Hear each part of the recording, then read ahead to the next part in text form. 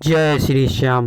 सभी श्याम प्रेमियों को हमारा गौतम सिसोदिया खाटूवाला की तरफ से आप सभी का स्वागत है।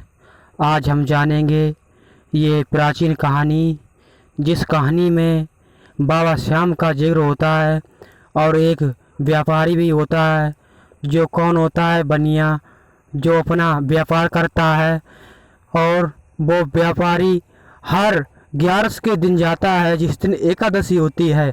उस दिन बाबा श्याम के दरबार में जाता है और हाजिरी लगा के आता है और प्रसाद भी चढ़ाता है और बहुत दान पुण्य करता है। लेकिन कुछ समस्याओं के चलते उसको ज़्यादा ज़रूरी काम पड़ गया। उस दिन वो बाबा श्याम के दरबार में नहीं पहुंच पाया और उस दिन 11 की रात थी और 11 का दिन था, जिस दिन एकादशी बोला जाता है। और वो व्यापारी जब बाबा धाम नहीं पहुंच पाया तो वो पछताने लगा। और उसके बाद फिर एक 11 दूसरी 11 आई, उसको भी नहीं पहुंच पाया। और तीसरी 11 में पता नहीं क्या उसका दुर्घटना में उसके दोनों पैर ही चले गए और वो घर पर रहकर विलाप करने लगा, बाबा श्याम मुझे कब बुलाओगे अपने दरबार में, कब बुलाओगे। और हर रोज़ वो करता था, विलाप करता था, बाबा श्याम का नाम जपा करता था।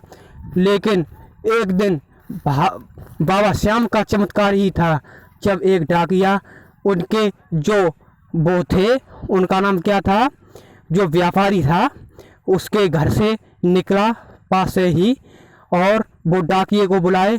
कहा, डाकिया मेरे पास आ और ये खत मैं लिख रहा हूँ, इसको बाबा श्याम के दरबार में पहुँचा देना और कह देना बाबा तेरा भक्त आ नहीं पाएगा क्योंकि उसके दोनों पैर ही नहीं हैं।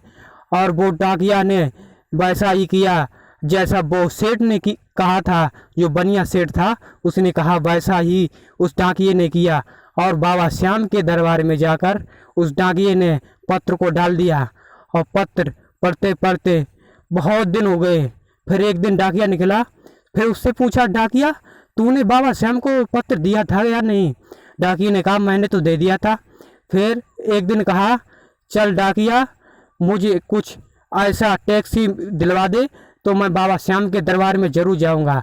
और वो व्यापारी गया बाबा श्याम के दरबार, उस टैक्सी पर बैठकर, और बाबा श्याम के दरबार जा रहा है और रास्ते में कह रहा है, बाबा श्याम मैं आ रहा हूँ तुमसे मिलने, मेरे पैर तो नहीं है लेकिन मैं टैक्सी करके आ रहा हूँ।